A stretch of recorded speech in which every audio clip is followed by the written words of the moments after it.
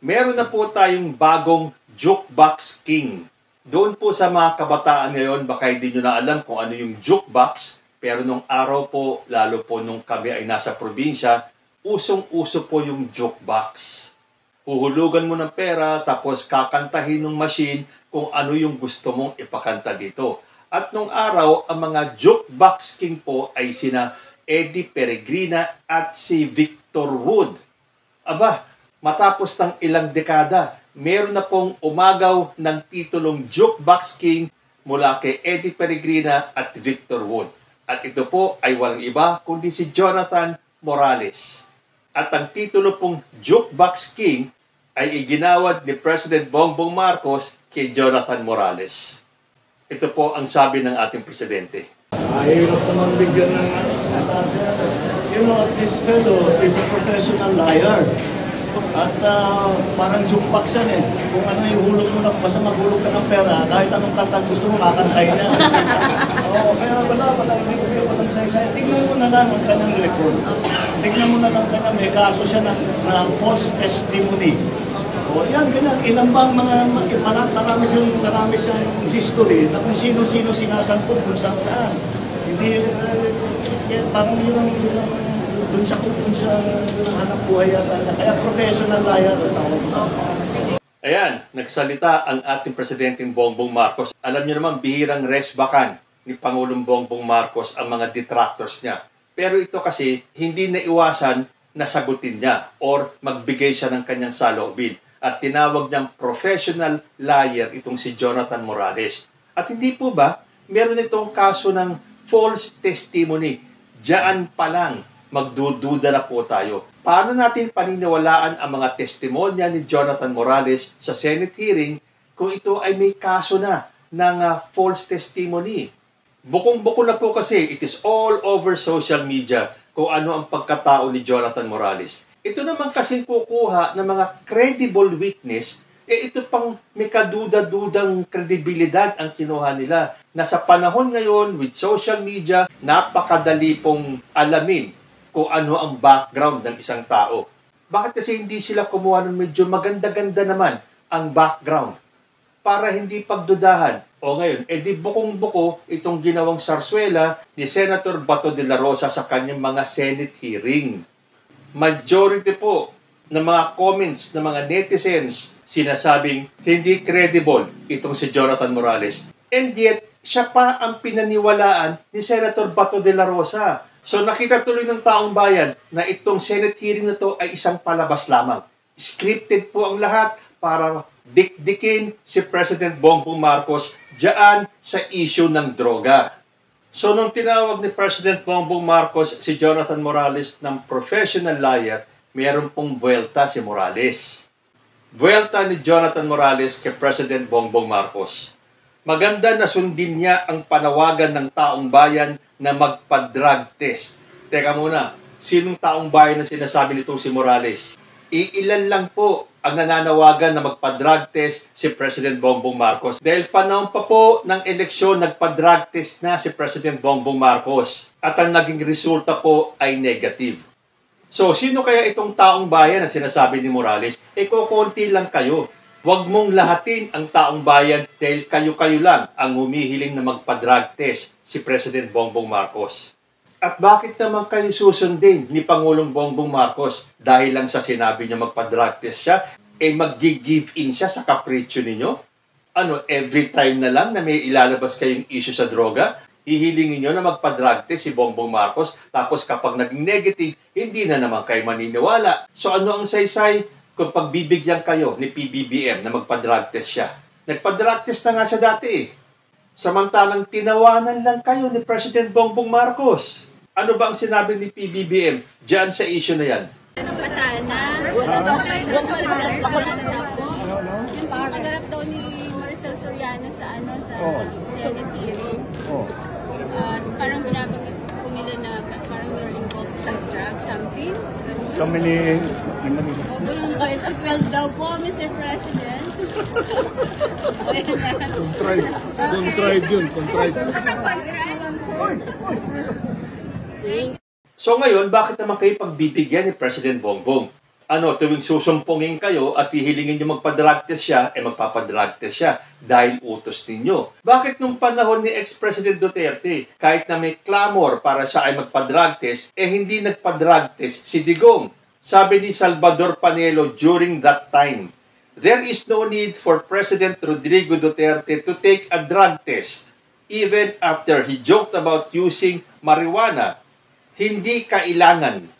Ano naman ang sabi ni Harry Roque? Sagot niya sa panawagan ni former Senator Trillanes na magpa-drug test si Digong. Sabi ni Roque, pero ngayon po, hindi ko po alam kung anong sasabihin sa kanya other than ang presidente po ay halal ng bayan. Kung gusto pong magpa-drug test ni presidente, gagawin niya. Pero hindi po para utusan siya ng kahit sino. Ang galing nyo. Yan ang banat nyo nung may mga humihiling na magpa-drug test si Duterte noon. Pero bakit ngayon iba na ang ihip ng hangin? Gusto nyo na, inuutusan nyo na si President Bongbong na magpa-drug test para matapos na ang gulong ito, para mawala daw ang suspetsa, para maniwala ang taong bayan na hindi drug addict si President Bongbong Marcos. Kung noon nga umamin si Digong na gumagamit siya ng marijuana, pero hindi niyo siya pinadrug test dahil siya ay halal ng bayan. Walang pwedeng mag-utos sa kanya. Kung gusto niya magpa-drug test, gagawin niya. Kung ayaw niya, ayaw niya. Bakit ngayon pinipilit niyo si President Bongbong Marcos? Alam niyo, yan ang kagandahan ng social media ngayon. Kahit na magpabalentong-balentong itong mga nagsasalita at nagtatanggol kay ex-President Duterte na keso ganito, keso ganyan, lumalabas din po ang totoo. Dahil mag-research lang kayo at makikita nyo na ang ginagawa ng mga taong ito ay pagbabaliktad lamang ng mga sinabi nila nung araw. Tulad itong si Harry Roque. Natatandaan nyo ba nung tinawag ni Harry Roque na murderer o mamamatay tao itong si Digong? Sabi niya noon, do not vote for self-confessed murderer Rodrigo Duterte. At nung time na yon, pinaninindigan ni Harry Roque na mamamatay tao si Duterte. Tapos ngayon, all praises siya. To the high heavens ang kanyang paghaleluya kay Rodrigo Duterte. So paano natin paniniwalaan ang mga katulad ni Harry Roque? Na katulad ni ex-President Duterte ay paiba-iba na mga statements. O di magsama-sama sila, tama ng kasabihang birds of the same feathers flock together. So paano tayong hindi mag-iisip na scripted lang lahat ang naganap na Senate hearing? Ito na nga, isang walang kredibilidad na witness. At si Bato de la Rosa, kahit na sabihin niya na walang pwedeng mag-utos sa kanya at walang pwedeng gumamit sa kanya para i-destabilize si President Bongbong Marcos, pero kitang-kita po natin ang galawan nila. May kasabihan po tayo na ang isda nahuhuli sa bibig.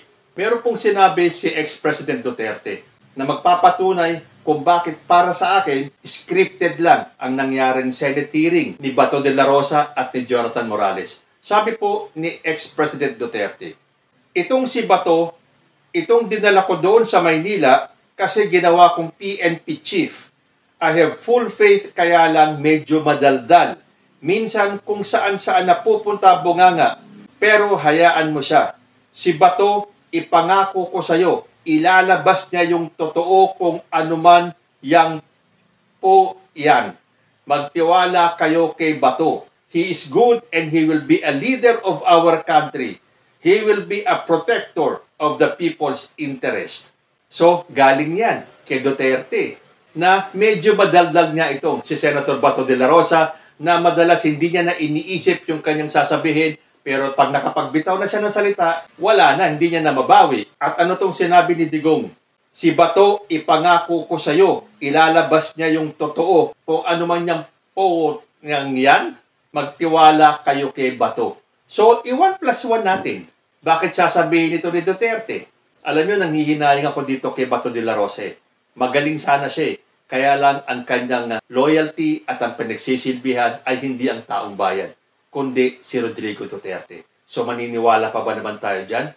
Kaya sabi ko sa inyo, hanggat hindi tumitigil itong kampo ni ex-President Duterte, hindi nila namamalayan. Sila po ang tinatamaan dyan. At sila po ang apektado. Sabi po dito sa The Manila Times, attacks on Marcos may fuel desertions. Former President Rodrigo Duterte and his supporters turned a prayer rally in Dumaguete City in Negros Oriental into a protest against President Ferdinand Marcos Jr. But administration allies said these attacks could backfire on the outspoken leader. To chants of BBM resign, speakers led by Duterte and others spoke from a truck with a sound system in the city's Quezon Park. In his speech, Duterte blasted Marcos as a dismal failure and urged Filipinos to resist calls for charter change. Dumaguete Mayor Felipe Remollo described the crowd as a flash mob made up of about 500 supporters who were bussed in to attend the event. Nakita nyo na, ito 500 na lang oh. Kung namomonitor nyo po yung mga prayer rally nila, paunti po ng paunti ang umaattend sa mga events nila. Ibig sabihin, nababawasan po ang supporters ng Duterte camp. Patunay po dyan na kahit yung members of the dominant party in the House of Representatives and the President's Partido Federal ng Pilipinas said the former President's attacks on Marcos could lead to mass desertions from his own party, the Partido Demokratiko Pilipino, and his daughters hugpong ng pagbabago. Kung magbabasa po kayo ng balita, makikita nyo po, nagkakaroon na nga ng parang mass resignations dito po sa partido ni ex-president. Sabi po ni House Deputy Majority Leader and Isabela Representative Faustino D., members of the PDP and HNP who were uncomfortable with what was happening in their parties and who supported President Marcos could lead an exodus to the Lakas CMD and the PFP.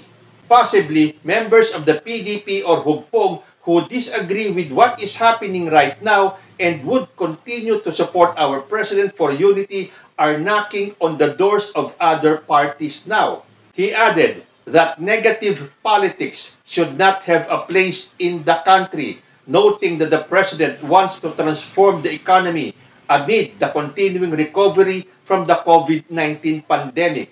We have a President that calls for unity, somebody who is trying to unite us. Anybody who wants to divide must be made accountable, whether politically or by whatever means. So nakita nyo na, kahit yung mga miyembro mismo ng kanyang partido ay hindi na po gusto ang style ni ex-President Duterte.